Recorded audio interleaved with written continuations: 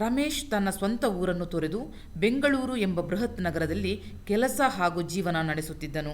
ಮಗಳ ಮುಂದಿನ ವಿದ್ಯಾಭ್ಯಾಸಕ್ಕೆ ಊರಿನ ಜಾಗದ ಮೇಲೆ ಸಾಲ ಮಾಡಲು ಯೋಚಿಸುತ್ತಿದ್ದನು.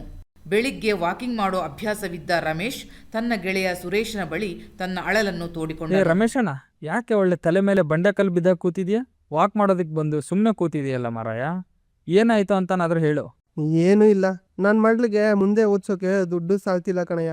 ಅವಳಿಗೆ IIT ನಲ್ಲಿ ಸೀಟ್ ಸಿಕ್ಕಿದೆ, ಅದಕ್ಕೆ ಇರೋ ದುಡ್ಡು ಹಾಕಿದೀನಿ. ಮುಂದೆ ಹಾಸ್ಟೆಲ್ ಫೀಸ್ ಅದು ಇದು ಅಂತ ಬರುತ್ತಲ್ಲ, ಅದನ್ನೆಲ್ಲ ಯೋಚನೆ ಮಾಡಿ ಊರಿನ ಮನೆ ಮೇಲೆ ಲೋನ್ ಮಾಡೋಣ ಅಂತ ಯೋಚನೆ ಮಾಡಿದೀನಿ. ಏನು, ಲೋನ್ ಸಿಕ್ಕಿಲ್ವಾ? ಲೋನ್ ಸಿಗುತ್ತೆ, EC ತಗೊಂಡ್ ಬನ್ನಿ ಅಂದ್ರು. ಅದಕ್ಕೆ ಮತ್ತೆ ಊರಿಗೆ ಹೋಗಿ ಸಬ್ ರಿಜಿಸ್ಟರ್ ಕಚೇರಿಯಲ್ಲಿ ಅರ್ಜಿ ಹಾಕ್ಬೇಕು. ಕೆಲಸ ಬಿಟ್ಟು ಹೋಗೋಕೆ ಆಗ್ತಿಲ್ಲ, ಏನ್ ಮಾಡೋದು ಅಂತ ಗೊತ್ತಾಗ್ತಿಲ್ಲ ಮರಯ್ಯ. ಅಯ್ಯೋ, ಇದಕ್ಕ ಇಷ್ಟು ಟೆನ್ಷನ್ನು? ನೋಡು, ಮೊನ್ನೆ ನನ್ನ ಫ್ರೆಂಡು ಕೂಡ ಮನೆ ಖರೀದಿ ಮಾಡೋಕ್ಕೆ EC ಅಪ್ಲೈ ಮಾಡಿದ್ದ.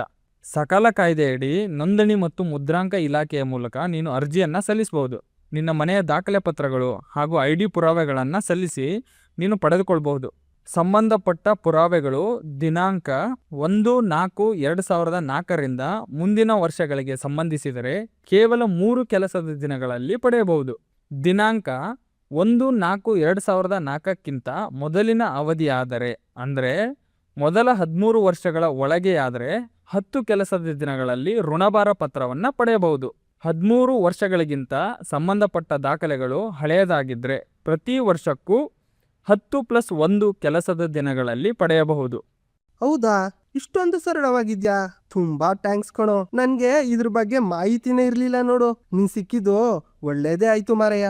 ರಮೇಶ್ ಸುರೇಶ್ನ ಮಾತಿನಂತೆ ತನ್ನ ಊರಿನ ಮನೆಯ ಆಸ್ತಿ ವಿವರಗಳು ಮತ್ತು ಪೂರಕ ದಾಖಲೆಗಳೊಂದಿಗೆ ಸಕಾಲ ಕಾಯ್ದೆಯಡಿ ಅರ್ಜಿ ಸಲ್ಲಿಸಿದನು. ಕೇವಲ 3 ಕೆಲಸ ದಿನಗಳಲ್ಲಿ ಅವನು ಪ್ರಮಾಣ ಪತ್ರವನ್ನು ಪಡೆದನು. ರಮೇಶ್ ಮುಂದಿನ ಎಜುಕೇಷನ್ ಲೋನ್ಗಾಗಿ ಅಪ್ಲೈ ಮಾಡಿದನು. ಸಕಾಲ ಕಾಯ್ದೆಯು ನಾಗರಿಕರ ಸೇವೆಗಳನ್ನು ಸುಗಮ ಹಾಗೂ ಸರಳವಾಗಿಸಿದೆ ಮತ್ತು ಸೇವೆಯಲ್ಲಿ ವಿಳಂಬವನ್ನು ಕಡಿಮೆ ಮಾಡಿ ಪಾರದರ್ಶಕತೆಯನ್ನು ಹೆಚ್ಚಿಸಿದೆ. ಸಕಾಲ ನಿಜವಾಗಿಯೂ ದಕ್ಷ ಹಾಗೂ ಪರಿಣಾಮಕಾರಿಯಾಗಿದೆ.